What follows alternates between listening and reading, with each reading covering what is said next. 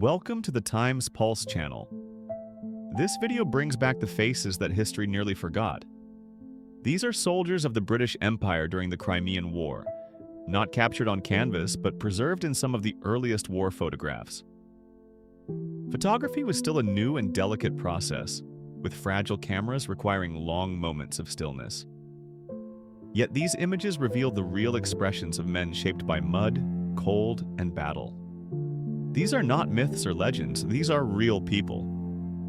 The war began in 1853 when Great Britain and France joined the Ottoman Empire in opposing Russian expansion. For many in Britain, the reasons were distant and diplomatic, but for the men who boarded the ships, the war became immediate. They left familiar streets and fields behind and disembarked at Balaclava, a desolate port battered by wind and rain. From there, they climbed the barren hills of Crimea, set up tents in the mud, and waited for orders that often never came.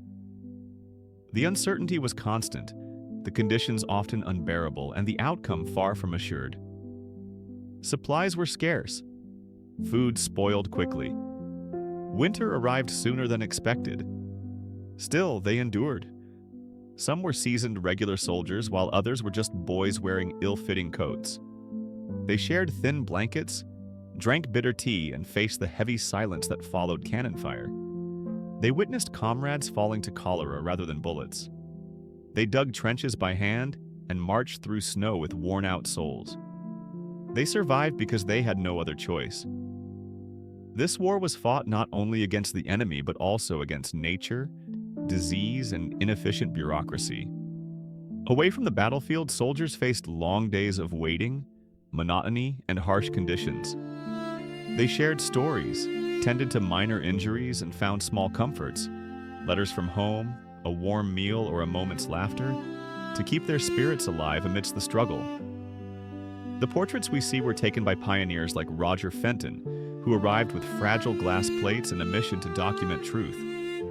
He captured not victory but vulnerability, men resting against cannon wheels, officers standing stiff beside cracked tents, engineers with mud to their knees. Their expressions are not rehearsed, and they are the faces of exhaustion, patience, and quiet resolve. These moments, frozen in time, tell us more than any diary or dispatch ever could. Each image tells a story. A private looks past the camera, perhaps thinking of home. A corporal stands at attention, boots caked in grime. The dirt is part of the ground they fought for, inch by inch. Cavalrymen of the Light Brigade and those who survived the doomed charge appear in full dress, their eyes showing no trace of the horrors they endured. Some men bear scars on their faces, marks of battles fought and wounds healed. Others rest in makeshift hospitals, their medals pinned, but their faces tired. Behind every image lies a story of survival, loss, and quiet determination. The Crimean War changed the way war was seen. For the first time, the public received visual evidence, photographs of real suffering and endurance. No artist softened the lines, no brush concealed the cold. These were people, not symbols. Thanks to modern technology, we are now able to reconnect with this history, with those who were nearly forgotten. What once faded into obscurity now lives again. The war itself was a mixture of mismanagement and courage. Orders were lost, supplies delayed, lives wasted. But within that chaos, something held. The loyalty between soldiers, the sense of purpose that refused to die even as winter closed in. Nurses like Florence Nightingale and Mary Seacole brought order to the madness, proving that care could exist amid ruin. Their work saved lives. Their legacy endures. Even today, they stand as icons of compassion in the darkest places. Thanks to color restoration and animation, these images no longer feel static. They come alive again. The rich scarlet of the uniforms returns, along with the pale, weary tones of tired faces and the coarse textures of tents. We see these individuals not as relics, but as living people who once stood still, just long enough for history to remember. Their eyes are no longer hidden behind fading sepia. They meet ours across time. In their posture is dignity. In their silence, endurance. In their eyes, the faint trace of youth and the heavy presence of experience. These were not nameless shadows. They were brothers, sons, husbands. Some returned home. Others were buried on foreign soil, but in these frames they remain unforgotten. The act of remembering them is a form of tribute, a moment of shared humanity.